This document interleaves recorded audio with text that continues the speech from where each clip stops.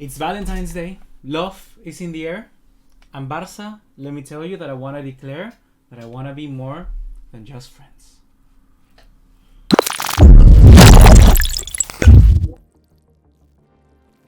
What's going on, guys? ¿Cómo están? BugaLuis here. Welcome back to another video here on the channel, and today I thought that we will preview Barcelona versus Getafe, giving it a little spice of what we might expect for the rest of the season. It seems that now Barcelona is starting, those moments, those pivotal, crucial moments in the season. We've been out of the Copa del Rey now already for some few days now, and we can focus on La Liga and we can focus on the Champions League. Ultimately, in this video, after seeing what we're going to be discussing for this game versus Getafe, we can maybe find out whether trophies await us by the end of this campaign or not.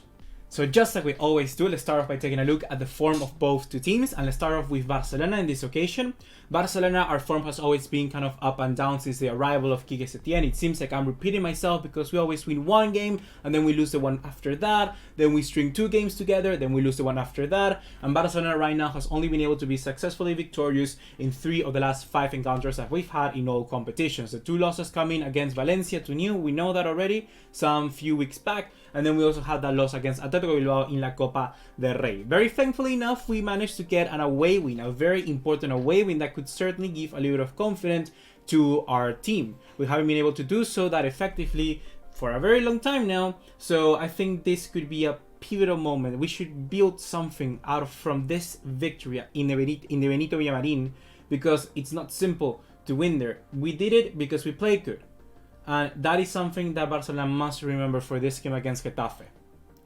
In the case with Getafe, they are on absolute fire. Literally, if you think this game is going to be very simple, you are completely off the mark. Let me tell you, guys, I don't know what you have been drinking, but it's not what you need to be thinking right now, because Getafe has got 4 victories in the last 5 games in all competitions, and all of those 4 victories came in La Liga, more importantly, and very big victories indeed. Take a look at what they have been winning against Valencia 3-0. They had 2-0 away win at Bilbao, where we failed to win. Getafe managed to do so. Then 1-0 victory over Real Betis, and then a 3-0 victory over Leganés, away again from that.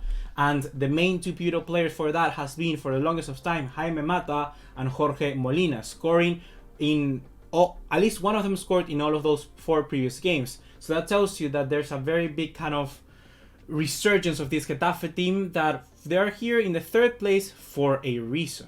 Moving on to the head-to-head record now, and we can see exactly how Barcelona has faced against Getafe.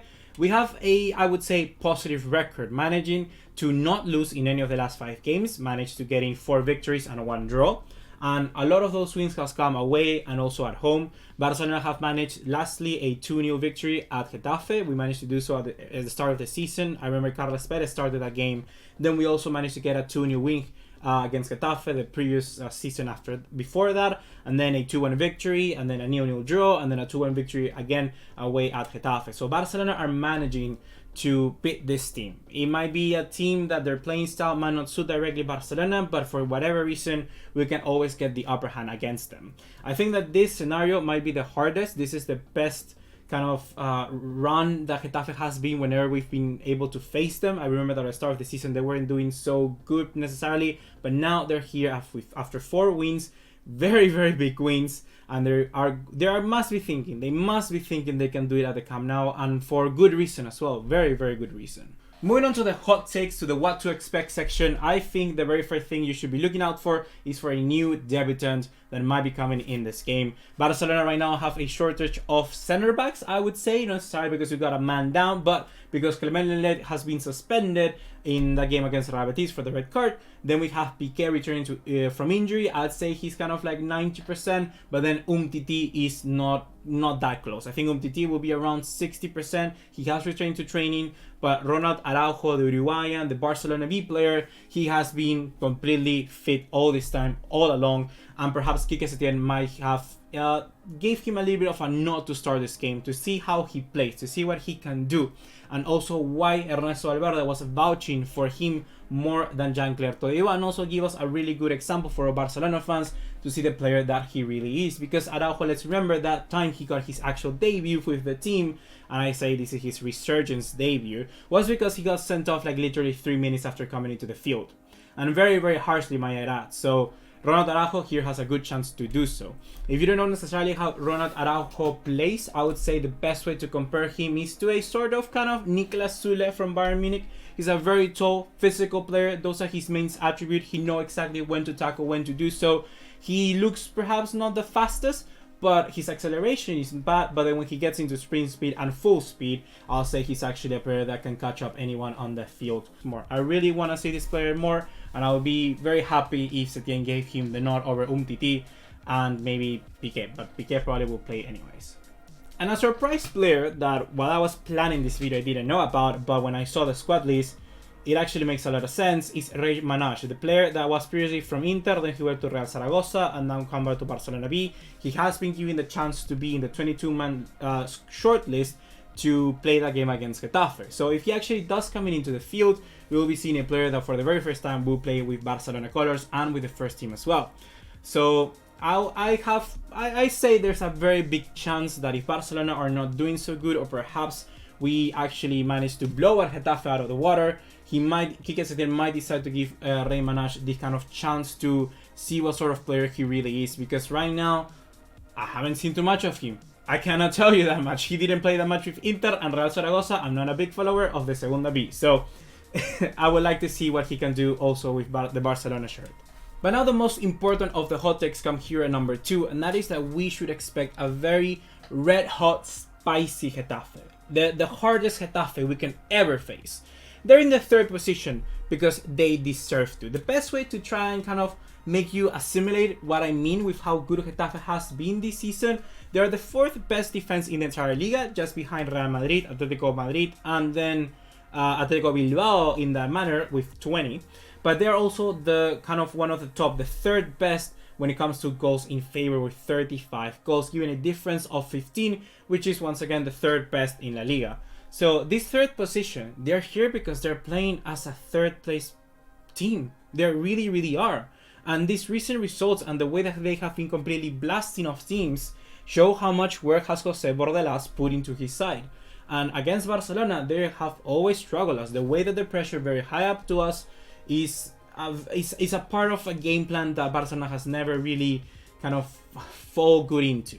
Hopefully with this new kind of different Barcelona as well under Setien, we can be able to counteract that and match that in pressure. But I think that this is a much more oiled team, to be honest, than Barcelona under Setien for the moment being. So we must be very careful. And one more thing that can really tell you how good they are, not only closing the game out, but also kind of controlling and keeping it to what they want, is that they've had of the last 9 games in La Liga 7 clean sheets, guys. 7 clean sheets. That is impressive. And Barcelona, we've seen that currently still a little bit. We are a little bit prone to not create as many chances as we like to. Against Real Betis, we managed to create some, but because Real Betis were also kind of free-flowing football against us, and one came, well, actually 3 came from amazing Messi passes, assists, and all of that. If Messi continues like that, I know we'll have no problem, but I cannot ensure you that's going to happen. So with that being said, guys, let's move onwards to the predicted 11 that we could see for this game. Starting off with the home team is going to be Barcelona. We're going to be seeing Marc-André Ter Stegen in the goalkeeper position. For the right, Nelson Semedo. It was said that Semedo had a minor injury, but that shouldn't whatsoever affect his performance in this game, I think. So he should start. Then Piqué, I'm going to go with Araujo personally. Personally, I think that if there's the final game where we can make any tweak to see, to test, to whatever, this could be it. And I think that if there's a slight possibility for Araujo to start, we should take it, give it to him, let's see how he plays, so that we know we have a center back on our hands or whether we need to look somewhere else. Then in the left back position, I'm going to be going with Jordi Alba, the 3-man midfield. I'm going to continue to stress that I would love to see Busquets, Artur and De Jong. That needs to happen. We need to start seeing that. And against a team like Getafe, where we're going to be seeing perhaps not that much space in the midfield and the 2 lines between them, but also a high pressing team, we will need to see the likes of Arthur to get past that counter press, and then also Frankie de Jong. And it just makes perfect sense. Let's start all 3. Let's see how it goes. And then up front, I'm going to be going with Antoine Griezmann, Lionel Messi, and Ansu Fati. In the case with Getafe, Bordalas has been just completely enjoying this 4-4-2. It makes perfect sense for the style of play that they do. So we're going to be going David Soria in the goalkeeper position. For the right, we're going to be seeing Neon. Damian Suarez is suspended after that game against Valencia, so he won't be starting in. The new signing from Levante is Levante. I think it was Levante. Eric Cavaco, the Uruguayan. They got so many Uruguayan players, man, and that tells you a lot because Uruguayan people, they don't back down. They're aggressive. They like it. They fight. And Cavaco is exactly that, and it's exactly Getafe. The other center back, I think, is going to be Diene Daconaime. I'm just going to call him Diene. Then for the left, Matias Oliveira, another Uruguayan. And then in the four-man midfield, the next line after that, we're going to be seeing Jason on loan from Valencia. We're going to be seeing Matias Arambari, another Uruguayan. Nemanja Maximovic. For the left, we're going to be seeing Marco Correa, our own boy. And then up top, Jorge Molina and Angel Rodriguez, actually. Yeah, I'm going to be going with Angel Rodriguez. You know what? Angel Rodriguez and Jaime Mata, perhaps, off the bench. So with all of that being said, guys, I expect a game that is going to have a slight margin. It's going to be decided by very specific situations, perhaps by a mistake of an opposition. And that's kind of where Barcelona needs to look at it.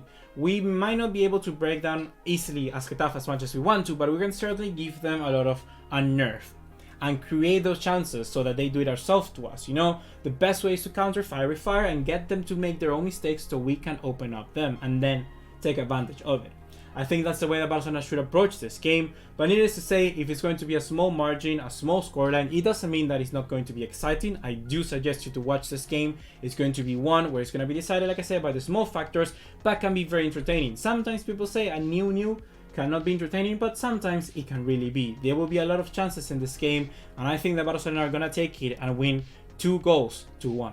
That's gonna be everything for today, guys. Hopefully you have enjoyed. Be sure to drop us a like, leave us a subscribe, and let me know in the comment box down below what would you like to see next. I'm hopefully going to have time to prepare a video of predicting the Champions League games, all of them.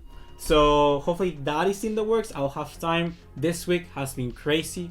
First week back to uni, I already have to hand in a project for the next Friday. So with my group, it has been all over the place, trying to figure stuff out, trying to get what we need, and just work. So that is why, even though there was no games this week, I couldn't upload as much as I wanted to. But you understand that, hopefully, and I will never quit this. This is what I love. I really like to get back when we talk about the matches, because it's the little kind of part of the week, you know, where I can just get to sit down, relax, and see something that I enjoy, and I know that it's just something I can control. You know, I just get my head can fly off and do what he wants. So yeah, it's perfect for everyone. So enjoy Valentine's Day, do what you want with your partner or whatever, and get ready because tomorrow we got Barcelona versus Getafe. See you in the next one. Take care. Ciao.